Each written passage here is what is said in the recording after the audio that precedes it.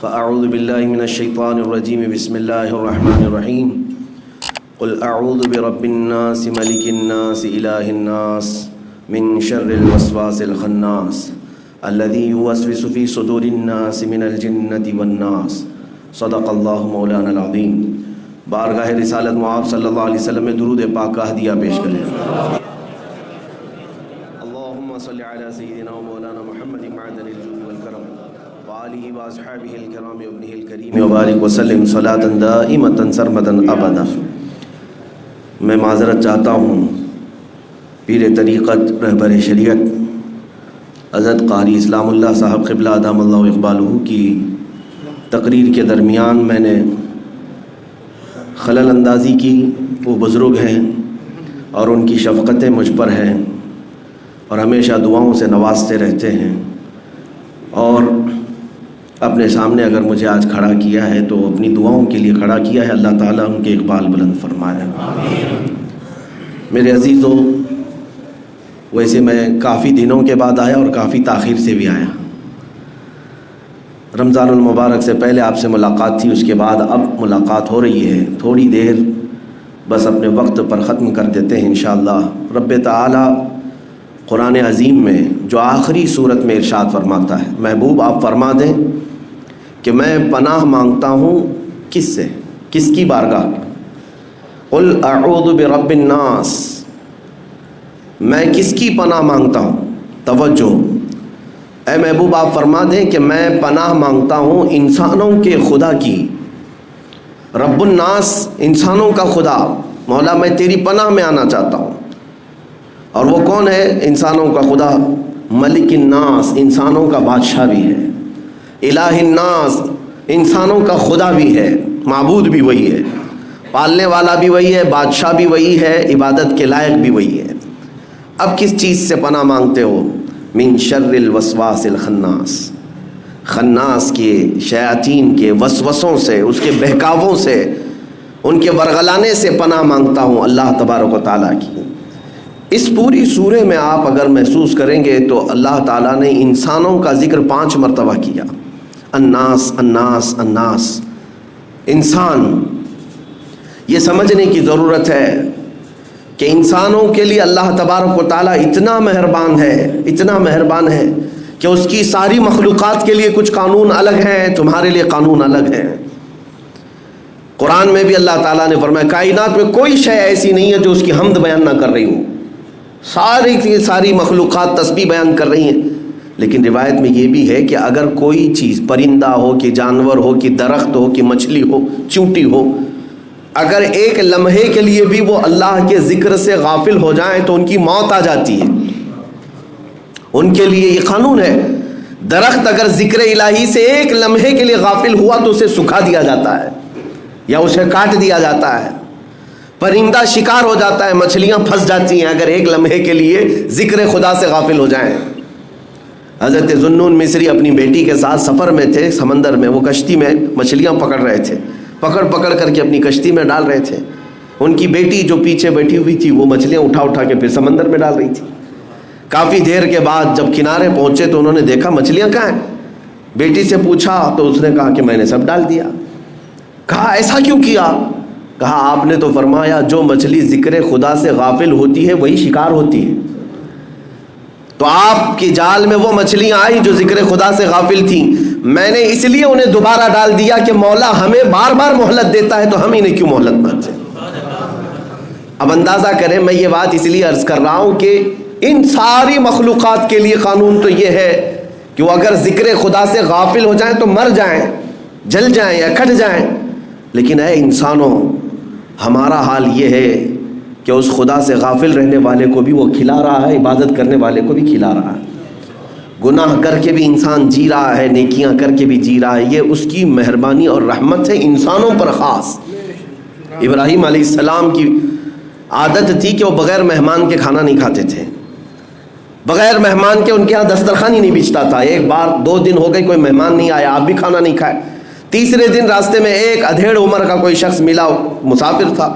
ابراہیم علیہ السلام نے اس سے ریکویسٹ کی کہ میرے گھر آج مہمان بن جا۔ وہ کیسے لوگ تھے کہ زبردستی اپنے گھر مہمان بلاتے تھے۔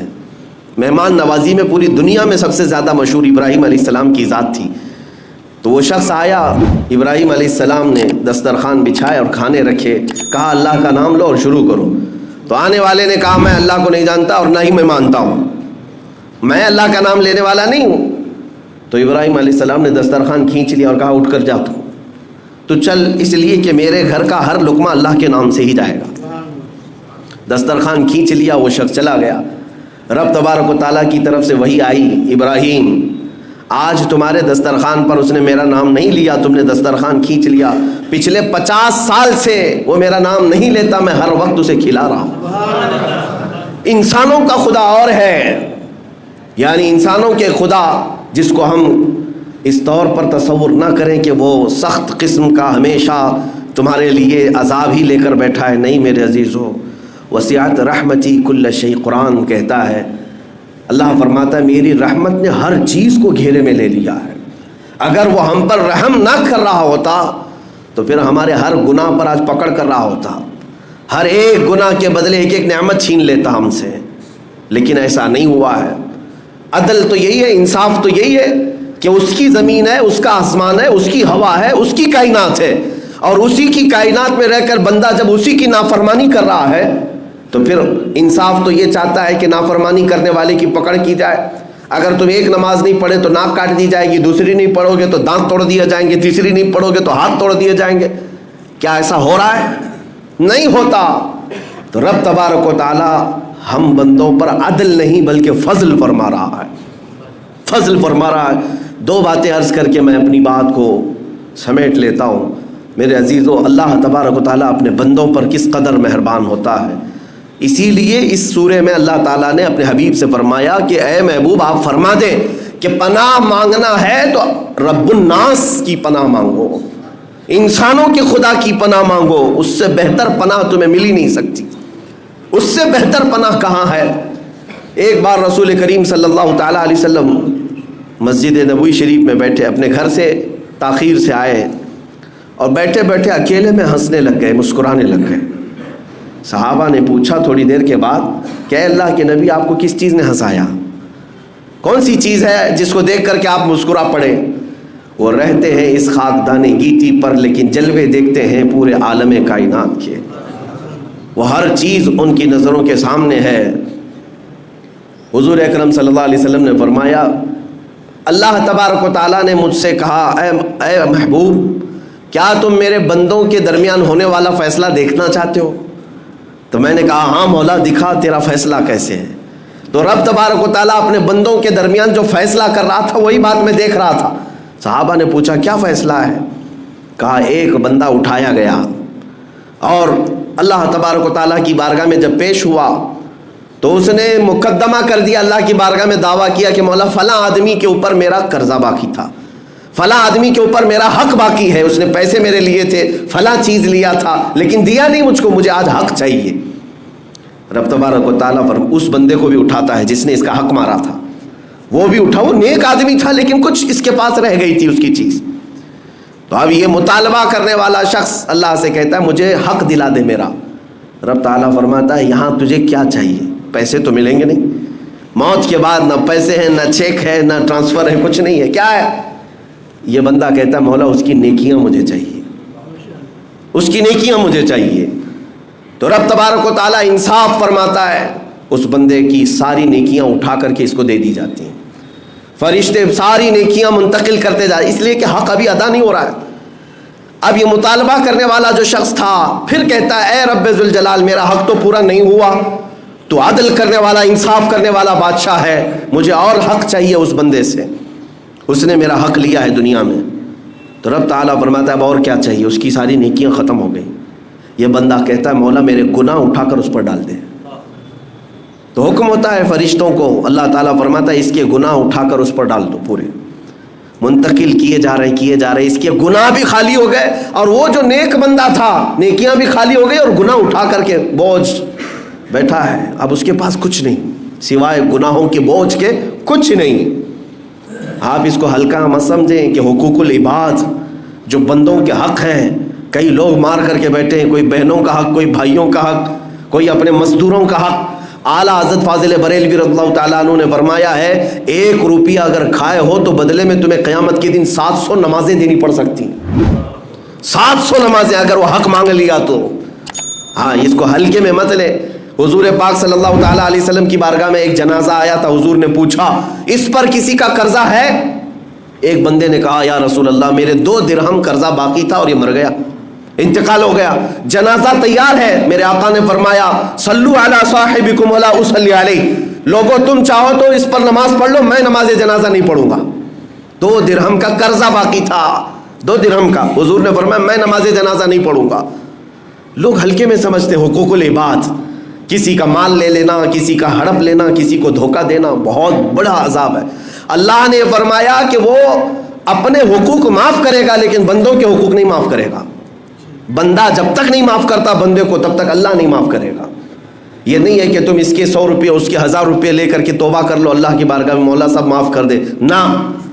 रब तबारक व तआला का कानून ये है कि वो बंदे ही माफ करें तब अल्लाह माफ करेगा। यह हुकूकुल इबाद है। तो बात वो हदीस में अर्ज कर रहा था, उस बंदे की नेकियां जो हक लिया था उठा करके उसको मुतालबा करने वाले को दे दी गई, फिर भी ख़त्म नहीं हुआ उसका हक, तो इसके गुनाह उठा करके उस पर डाल दिए गए। अब भी एक सवाल कर रहा है कि मौला मेरा हक तो पूरा नहीं हुआ, अभी तेरे आदल के मुताबिक, तेरे इंसाफ के मुताबिक मेरा हक और बाकी है। रब ताला फरमाता है, और क्या चाहिए उससे तुझको? उसकी नेकियां भी पूरी ले लिया, तेरे गुनाह उठा करके भी उस पर डाल दिया, अब और क्या चाहिए तुझे? तो कहता है, मौला तेरी रहमत में फ़ैसला है, तेरी रहमत में इंसाफ है, मेरा हक तो पूरा नहीं हुआ। तो रब तबारक व तआला क्या फरमाता है, सुनो। हुजूर ये सब मामला देख रहे थे, फैसला देख रहे। अल्लाह तबारक व तआला फरिश्तों से फरमाता है, जन्नत में एक महल तैयार करो, सजाओ उसको। फरिश्ते जल्दी जल्दी महल सजाने लग गए और इतना आरास्ता करने लगे कि वो पूरे जन्नत में वो चमकदार बहुत खूबसूरत नजर आने लगा।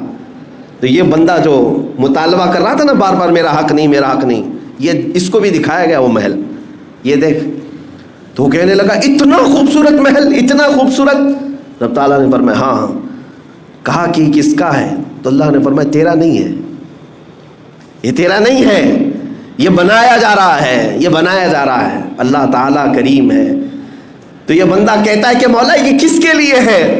रब ताला फरमाता है, उसके लिए जो अपने भाई का हक माफ करता है, उसके लिए है जो अपने भाई का हक माफ करेगा, उसके लिए मैं ये जन्नत में महल बना रहा हूं। तो ये फौरन कहता है, मौला मेरे इस भाई का हक मैं माफ करता हूं, जो भी इसका हक मुझ पर बाकी है। रब ताला ने इतना ही नहीं कि माफ इस बंदे से करवाया, बल्कि अल्लाह रब्बुल इज्जत ने फरमाया, तूने माफ किया, उसका हाथ पकड़ और साथ में लेकर जन्नत में जा। ये है रब्बुल नास, इंसानों का रब, जो हम पर शफीक है और मेहरबान है। ये बंदों की आज कैफियत ये है कि उस मौला की रहमत को नहीं देखते, उसकी करम नवाजियों को नहीं देखते, उसके फजल को नहीं देखते। कितने महीने हो जाते हैं, रातों को यूं ही सो जाते हैं, जिक्र का एक लम्हा भी उसकी बारगाह में नहीं गुजारते। हाँ, दूसरों के लिए हमने वक्त बिताया, दूसरों के लिए आंखें भिगो दी, लेकिन उस रहमान की याद में कब दिल धड़कता है जो हमारे माँ के पेट से हमें पाल रहा है। आपको पता है, हमारे दुनिया में आने से पहले ही हमारे माँ के पेट में जब हम थे, जैसे ही हमारी माँ हामला होती है, उसके जो अय्याम हर महीने आते थे वो बंद हो जाते हैं, खून बंद हो जाता है। और उसके बाद 6 महीने पहले से ही उसके सीने में खून से दूध बनना शुरू हो जाता है। तुम्हारे आने से 6 महीने पहले मौला तुम्हारे रिज्क का इंतजाम कर रहा है। बताओ कौन है जो खून से दूध को बनाता है? जब जैसे ही दुनिया में तुम आए, कोई सकील ग़िज़ा, सख्त ग़िज़ा खा नहीं सकते थे, गोश्त, मछली, अंडा, चावल, रोटी तो खा नहीं सकते थे सिवाय लिक्विड दूध के। और अल्लाह ताला ने तुम्हारे माँ के सीनों में उस दूध को पैदा किया, जिसका एक कतरा दुनिया के सारे विटामिन से भी ज्यादा अच्छा है। ये सारा रिज्क तुम्हारे लिए मुहैया किया। बचपन से वो मौला तुम्हारी निगहबानी करता रहा। रिवायात में ये भी है कि अगर तुझे झूले में माँ अकेला छोड़ करके जाए तो मौला 2 फरिश्तों को उतारता है कि बच्ची की हिफाजत करे। हमारी हिफाजत पर कायनात को अल्लाह ने लगा दिया, फरिश्तों को लगा दिया। बस कहना इतना ही है कि अगर ये बंदे उसकी सारी नेमतें लेकर के भी अगर उसके ना हो सके तो फिर ये किसी के नहीं हो सकेंगे, किसी के नहीं हो सके। इसीलिए शेख सादी रहमतुल्लाह ताला अलैह फरमाते हैं, ایسے بندے کو جو نماز سے غافل ہے، اللہ تعالیٰ کی بارگاہ میں نہیں آتا، اس کو قرضہ بھی مت دو، اس کو قرضہ مت دو۔ پوچھا گیا کیوں؟ کہا جو اللہ کا فرض نہیں ادا کرتا وہ تمہارا قرض کیا ادا کرے گا؟ تو جو اپنے خالق کا، اپنے رب کا نہیں ہو سکے گا تو پھر وہ کس کا ہو سکتا ہے؟ اس لیے میرا میسج صرف اتنا ہے کہ اس بھری کائنات میں ہمارے دکھوں کا، ہمارے دردوں کا مداوع کوئی کر سکتا ہے تو وہ رب العالمین ہے، وہ مالک ذوالجلال والاکرام ہے۔ اس لیے ہمیں اللہ رب العزت کی طرف پلٹ آنا چاہیے، اس کا خوف سینے میں رکھو، اس کی محبت بھی سینے میں رکھو۔ وہ تمہیں خواہ مخواہ عذاب کا ایک ذرہ بھی نہیں دے گا، کبھی نہیں دے گا۔ ہاں اتنا ہے کہ اس نے وعدہ تو کیا ایک نیکی کرو تو میں بڑھا کر 10 دے دوں گا، لیکن پورا قرآن پڑھ کر کے دیکھو کہیں اللہ نے یہ نہیں فرمایا ایک گناہ کرو گے تو 10 بڑھا دوں گا، نہیں، گناہ ایک کیے ہو تو ایک ہی کی سزا، لیکن نیکیوں کے لیے کہتا ہے کہ ایک بھی کرو گے تو میں 10 گنا بڑھا کر کے دوں گا۔ یہ رحمت نہیں ہے تو کیا ہے؟ وہ رب الناس ہے۔ مولا کریم اپنی رحمت میں ہمیں جگہ عطا فرمائے۔ رب ذوالجلال ہم سب کو تیری جوار رحمت میں ہمیشہ رکھ، اور اپنی حفاظت سے ایک آن کے لیے بھی مولا ہمیں باہر نہ نکال۔